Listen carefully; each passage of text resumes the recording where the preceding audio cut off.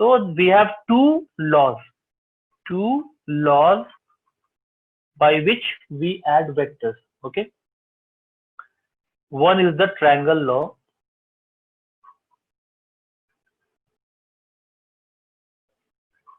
The first one is the triangle law, and the second one is the parallelogram law. Parallelogram law. Don't get offended if I write some spelling wrong. Okay. Okay, I think it is double L. No, simple, single L. Okay. So there are two laws. Now, one thing about a law. What is a law? Laws in physics. So scientists and uh, experts, they perform experiments, they observe things for a long period of time, and then based on their observation, they try to establish some result, some hypothesis, something that they have experienced and learned over the time by doing their own experiments and their own observations. And in the time they have devoted, they learn something, and out of that they give out some inference. Okay, so those things are called laws, like Newton's laws of motion. So it is a law that Newton, he found out that okay, the apple is falling or something is moving. So that was his observation. Based on his observation, he gave us a law. Okay. So once a law is accepted, that okay, the scientific community now accepts this law. So generally we don't ask what is the proof of this law. Okay. So whenever it is said in physics that this is the law, so we accept it as it is, that okay, this is someone's law, Faraday's law, someone's law. So that means the scientific community has accepted that law, that yes, this is true. Now if you have to prove or disprove that law, you have to again show it by experiments and by your own observations, your own calculations. You'll have to show that okay, this is not matching with whatever was said by this man. So you'll have to do your own experiments then. Okay. So if someone is saying that this is a law, that is a law, we have to accept it. Okay, fine. So what is the triangle law?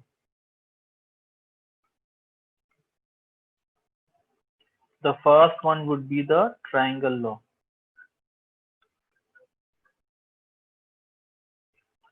Now suppose there is this origin. Everything has to be with respect to something. If I say that Delhi is 1,000 kilometers from here, then you'll ask from where. Okay. So obviously there has to be a reference point whenever you say or talk about some position or some vector. Okay. So this is our origin. Let's say this point is our origin that we define. Okay. So everything will talk about this point, origin. We'll learn about these things, and then in the end all the dots will be connected. Okay. So this is the origin. Okay. So the triangle law says that suppose this is one vector, let's say R1 vector. Okay. Let's say this is another vector, R2 vector. Okay, now observe R1 vector and R2 vector. Vectors, it has a length, it has some direction. Both R1 and R2, they're having a direction and magnitude because they have some length. But the thing to be noted here is that the tail of the other one, the R2 vector, is having its tail at the head of R1 vector, right? This is what you have to keep in mind here. Okay.